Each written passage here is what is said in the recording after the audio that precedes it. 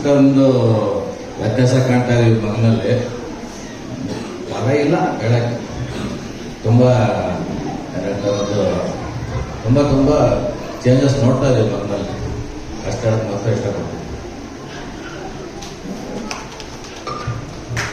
ಎಲ್ರಿಗೂ ನಮಸ್ಕಾರ. ಫಸ್ಟು ಸರ್ಗೆ ಮತ್ತು ಮ್ಯಾಮ್ಗೆ ನಮಸ್ಕಾರ ಹೇಳ್ತಾ ಇದ್ದೀನಿ. ಅಂದರೆ ಅವನೊಂದು ರೀತಿನಲ್ಲಿ ಬದಲಾವಣೆಗೆ ಸರ್ ನೀವೇ ಕಾರಣ.